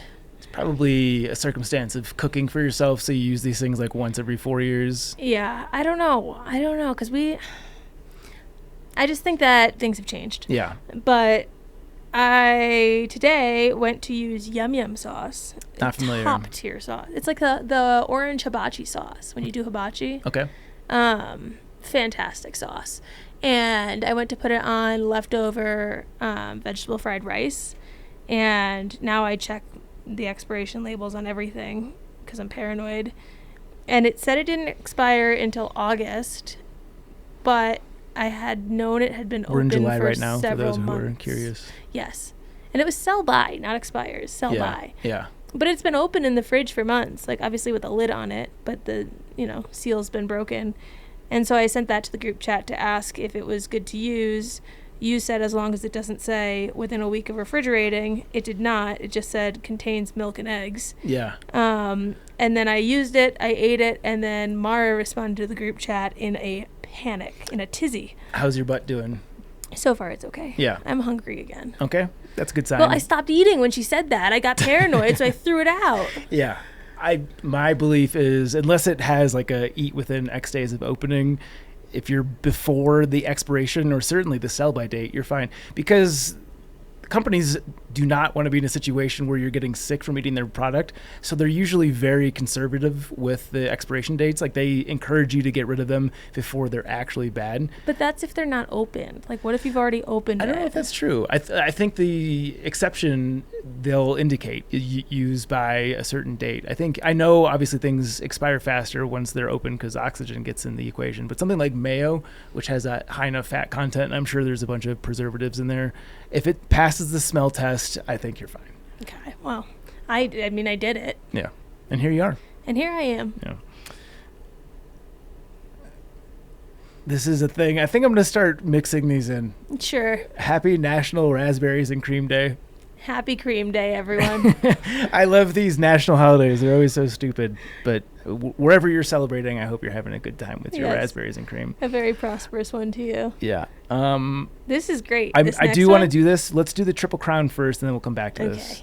So this is a Zach Davis entry. Kind of has my signature on it. But this is the Triple Crown of things that are the modern day cigarettes. Yes. So go back to, I don't know, the 1970s where like doctors are prescribing cigarettes. In hindsight, obviously a very stupid thing. But cigarettes are definitely out of vogue. Like, you don't see... I don't know anyone who smokes cigarettes. No, well, now I'll take this as my first one, but now everyone uses Vapes. Those colorful little vapes. Yeah. But, like, they have colors. Like, they're pretty, which is part of the fucked up part of it. But that's a good one. Everyone has one, like, glued to their hand. And people justify it because allegedly vape is less bad for you than the smoke. Well, I'm sure that that's true. I'm largely confident that inhaling vape is less unhealthy for you compared to smoke, just based on the heat of what you're consuming.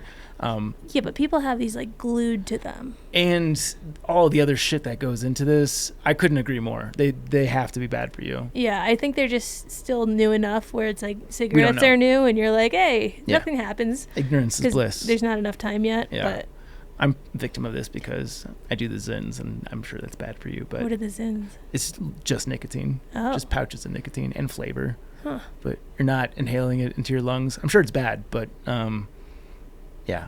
Andrew Huberman talks about some scientist that he knows who is convinced that nicotine might play a role in preventing Alzheimer's. Oh, come on. I'm not going quite that far. It activates the cholinergic system, which is apparently the downfall for that, but I'm not going to go that far. I'm not going to say it's healthy. Statement invented by a cigarette company. Yeah. Okay, well, that's my first one. Vapes. My first one, I got a long list here, but which one do I want to go with first? The one that probably spurred this for me is sitting. Just way too much sitting. Yeah. We've evolved as a society where a lot of people, I would venture to say probably most people, work desk jobs in some variety. And it's just not a good posture to be in for very extended times. And I'm convinced that in 5 or 10 years we're going to know the postural and probably blood pressure and all the bad things that are going to come from just sitting hunched over a computer for 10-12 hours per day. Have you seen those photos that are like, this is what a work from home person will look like, and it's like a hunchback person with like claw hands? I know. I'm good at exercise, but I'm bad at stretching and mobility. So I need to. Something's gonna hit where the light bulb's gonna go off. I'm just gonna have to start taking up like a daily yoga practice. Well, let me know when you want to trade spots with me, because I have been sitting for 10 straight hours so far today. The bad thing is I don't have to. I don't have a boss telling me to sit. I still do. Yeah. And that's how stupid I am. Stand up. I do have a standing desk too. It's just for the rest of these segments. What I need, you do this, is one of those treadmill desks. Yeah, but it's like. It's good in theory, but when I'm calling people all day, it's like hard to multitask. Sure. And talk and click on the computer and do things and walk. Yeah. I'm not skilled enough. Yeah. Because I don't think that just standing is necessarily that much better than sitting. Clearly better, but I don't think staying in one position for extended periods is necessarily the answer to this. I think movement is the thing. So even if you're moving at like a half mile per hour, that to me, that seems far superior to standing. Oh yeah, probably. My other one, kind of in the same vein, is a byproduct of work from home, and I think some people are better at this than others, is the isolation that comes from not having to interact with people in an office setting. And this isn't necessarily just a critique on the culture of work from home, but I think as a society, we're drifting to become much more individualistic as opposed to a community. And this is something that our guest, Andrew, had mentioned during his interview, is that we're species that have evolved to be in communities. And I think a lot of not only just mental health, but it's all tied together. If your mental health is bad, your physical health will suffer too. And I think a huge part of that stems from the fact that we're just so goddamn isolated. And we fill that void with social media, which doesn't even approximate what our species requires. Yeah, you're segueing right into my next one, which is screens. Which I'll lump social media in with it because you have to be on a screen to see social media. But just two-parter. One part is scrolling through stuff like social media for hours and hours and hours. Like, they've already proven people's attention spans are going to absolute shit. I feel it in myself for sure. That's part one. Part two is staring at a bright screen all day. Like, I haven't stopped, again, I've been sitting for 10 hours. I've been staring at a screen for 10 hours. This is just one day. Yeah. And you know what I'm going to do when I go home? I'm going to stare at a screen. Yeah. I reference him way too often, but Huberman, again, he interviewed someone recently that said you can offset a good amount of the damage that is caused by staring at a screen too closely by being outside for a minimum of 2 hours per day. Where? But like, with what time? Yeah, I know. You know, like, it's like I wake up and I start working at 8:30, and then I left work today at 4, got here at 4:30, stared at my screen. It's now 6:40. Yeah. I'm going to go home and type up like the notes I'm working on for Mile by Mile on more screens. And then I'm going to lay in bed and probably fall asleep and wake up and turn on a screen again. I've been trying to push more of my meetings to be phone only. That way I can do the meetings from the phone, and I'll just like aimlessly roam my neighborhood, which isn't ideal because there's dogs blowing in the background. Colorado is a windy place. Neighbors don't realize that I'm on a call, and they'll try to like engage me in conversation. But even just like getting back to the treadmill thing, just some slow steps in and just getting outside in general, I think is at minimum very, very good. Maybe we should start printing out the show notes. And just do the interviews outside? No, just stay in here. But so we're not staring at a screen. Just hold printed papers. It's not a bad idea, honestly. We could do that for one. Yeah. See how it goes. Yeah. Is it me? Mine Attention was kind spans? of a two-parters. Okay. Yeah, I'll take attention spans. I'll put on there. And I'll go a little bit more topically with my last one. This is funny because it's popping up everywhere, and I'm sure you've heard of it. I think we've talked about it. Ozempic. This is becoming much more common. I don't personally know anyone that uses it, but it's only a matter of time before I think it gets to that level of mainstream. But I know, like, within the Hollywood celebrity community, it's everywhere right now. And it'll only be a matter of time before people see that easily people are losing 10 to 25% of their body weight, just like with a simple injection from a thing that is allegedly very safe for you. The other shoe's got to drop. There's no way. You don't get any biological free lunches. If you're losing weight that easily, your eyeballs are going to explode. Something bad is going to happen. Yeah, I'm gonna withhold my judgment on this one just because I have seen research where they've been saying it helps with binge eating disorders because it like decreases the clutter. And then that same mindset, it also apparently has been helping people who have OCD. Like, it clears out, apparently, from what I read, a lot of the mental noise that makes people have really bad OCD. Also, same noise that goes into binge eating disorders. So I'm withholding. Put a word there. Yeah. I'm doing that with my judgment until more studies are done. I think that's the problem. Is what you said could be true, but that also sounds like something that pharma is just pumping out there into the mainstream. They want you to believe that it's going to solve problems X, Y, and Z. From my understanding, it's great for people with diabetes, but like people that just want to lose a little bit of chub, there's going to be a ramification from that. Right. There's different reasons to do it. Yeah, and I think that's the most common one. Yeah. I think you actually hit on a couple of mine, so I don't even know if I have any honorable mentions. This is obvious, and I think very close to what we said, but just spending too much time indoors. And similar to what Andrew was saying is I even went on my first short hike in way too long today. Challenging given my current circumstances. But even just that little bit made me so much more refreshed. It's like, I don't know how I keep relearning this very obvious lesson, but it's not good to be confined indoors. We weren't built that way. Hear, hear. Okay, to the cinnamon court. This one's so good. This is like one of the best emails we've gotten. Yeah. Okay. Lawyer, hiker, and listener here. Love, all caps, the cinnamon court segments. Lawyer endorsed. We like that. Nice. Also, I have answers about privacy in your tent. Can you remember which episode this was from? This is the one where I said if someone comes into my tent at night, I'm stabbing. Right. And I'm not waiting to see who it is, because anyone who knows me that isn't announcing themselves and just coming into my tent is dumb. Yeah. I don't think what he outlines here necessarily answers the legality of that. Yes, he does. We'll keep going, but this seems to deal more with privacy than self-defense. I bet it does, but that's not what he's talking about. I took that out of this. Okay. Anyway, also, I have answers about your privacy in your tent. Well, that's at least in Colorado. Typical, I am not your attorney and seek your own legal advice disclaimer applies, but I think this is those rare, actually entertaining reads of a court opinion that is approachable and interesting to anyone, not just lawyers. The modern-day goat of Colorado water law is the late Colorado Supreme Court Justice Gregory Hobbs, Jr. He passed in 2021, but was well known for his interest in history, the outdoors, and water. He sadly was not a ginger, but he was a prolific poet, with most of his poems inspired by rivers, water, and the Mountain West. Justice Hobbs wrote the opinion in People v. Schaefer 97, and he was the perfect man to do it. In this case, Scott Schaefer allegedly conducted an armed robbery of a convenience store in Cortez, Colorado, and ran from the scene. Scott set up his tent a ways from the scene on vacant private land.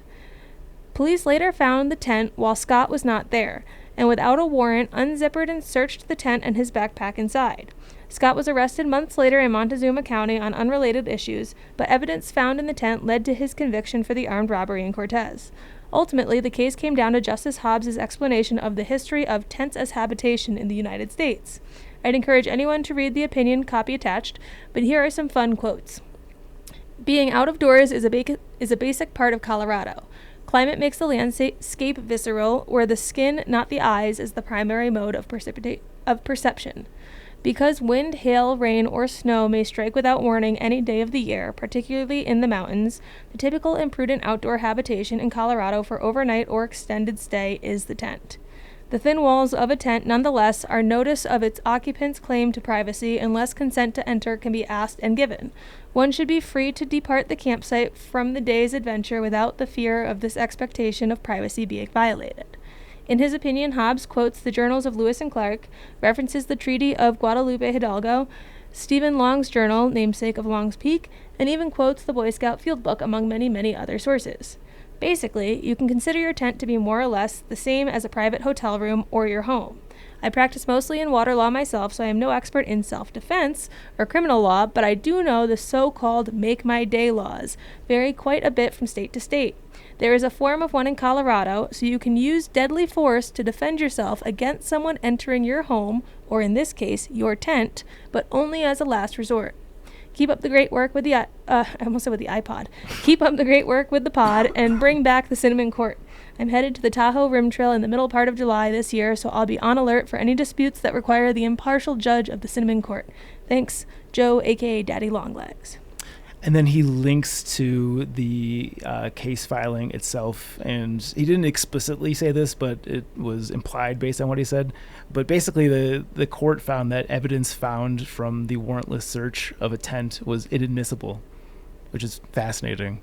Well, okay, so this is why I'm taking it as I can stab, is because the part where he's talking about using, like, the make my day laws. So depending on the state you're in, if someone is in your house and you know, let's use guns, for example, shoot them, like, this goes back to what I said about the Ohio-Kentucky funny thing, where it's like, in Ohio, you invite someone in when they're on your lawn because you can't shoot them on your lawn, whereas you can in Kentucky. So you invite them inside first and then you shoot them. Yeah. So that's where I'm interpreting this, where he's explaining this whole tent is your home type mindset, because if this is one of those states where if someone is trespassing in your home, you can use deadly force, then I would be within my proper right to stab the fuck out of someone who comes into my tent in the middle of the night unannounced. As a last resort. So you have to wait till they're physically aggressive. It's going to be he said, she said there, and he's not going to have anything to say. He dead. All right. Well, thank you for that amazing email. We definitely always love hearing from all of our listeners, but especially people with expertise in given areas relevant to the show. So thank you very much, Daddy Longlegs, and enjoy the Tahoe Rim Trail. It's a great trail. Mailbag. This is from John. I've been listening from the UK to BPR for about 3 years. Love it. You asked for guest suggestions. Andrew Terrill from the UK, but long-term resident in the US, actually Golden, I think, published in 2021 and 22 a 2-volume account of his walk as a young man in the late 90s from the toe of Italy to north of Norway. I really enjoyed the books and absolutely recommend them. If you haven't already had him as a guest, do look up his website. I think he could be a really interesting guest. That's, again, from John. Rachel's funny. Yeah, we concur. She's good at timing these things out. She's very good at that. Cool. Well, there you go, John. Yeah. If you guys want to get a hold of us, that's podcast@thetrek.co. Good for mailbags, cinnamon quartz, stupid thing of the week, really whatever is on your mind. Yeah, just tell us your thoughts. Yeah. All right. 5-star review. Couple 2 tree thumbs up. This is TMK 20151. Come for the trail personalities and existential life advice. Stay for the poop stories and ASMR food demos. Nice. Sticker code? I guess I skipped the part where if you guys want your review right on the website, or on the website, on the podcast, long day, head to Apple Podcasts and leave us any number of stars, just not 1, 2, 3, or 4. You can say anything. Almost anything. Almost anything. You can say bad stuff about us. Yeah. You can say that. Yeah. Sticker code.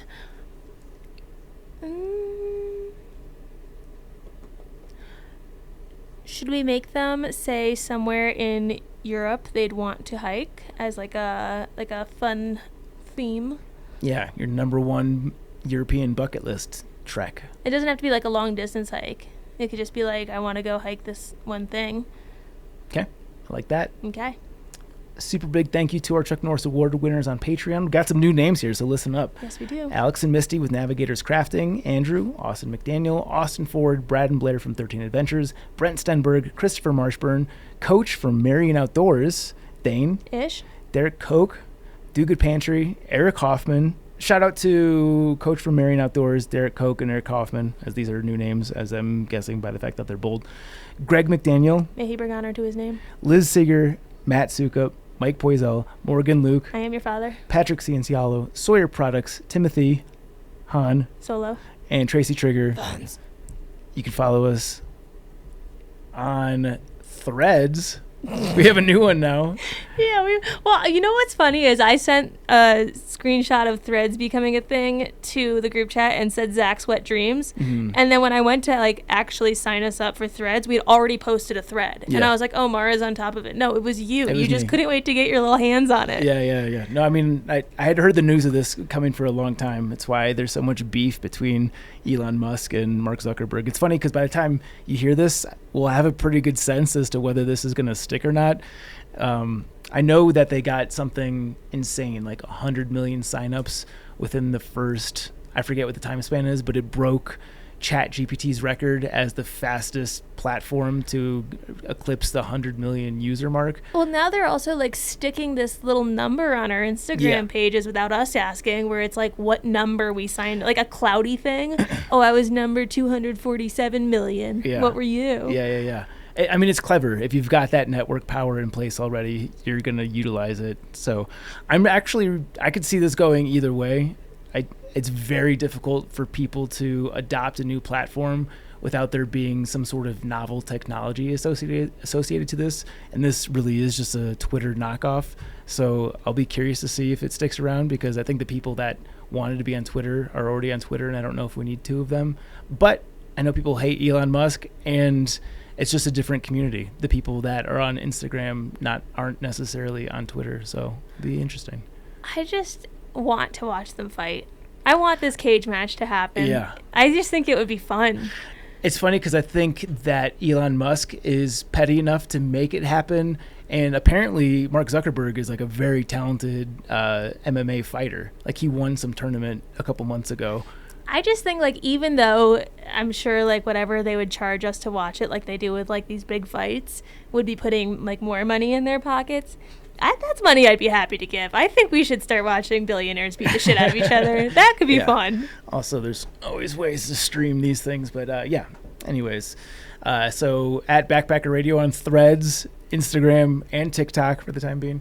Facebook.com/Backpacker Radio. At Backpacker Pod on Twitter. You can follow Chauncey. You can find me on Instagram at Juliana_Chauncey. And you can get my book Hiking from Home, a long distance hiking guide for family and friends on Amazon. I'm at ZR Davis on Threads. And you can pick up my book, Appalachian Trials and Pacific Crest Trials. What's your last thread you posted? What did you say on there most recently? I don't even have to look it up. A week ago or whatever, like the day after it came out, I posted a picture of Hank sitting in like a giant reclining chair, which is just funny to watch. I don't know how much Hank weighs now, 12 pounds in a giant chair. It's just visually, comically pleasing. Okay. Yeah. You're tickling your own fancy. And I think I made it a caption contest where people put in their own things, so people had fun with it. You can subscribe and follow us on Apple Podcasts, Spotify, or wherever you consume podcasts. We are doing YouTube videos. Yes, Hi, we YouTube. Are. Hi, Internet. Thanks for watching us.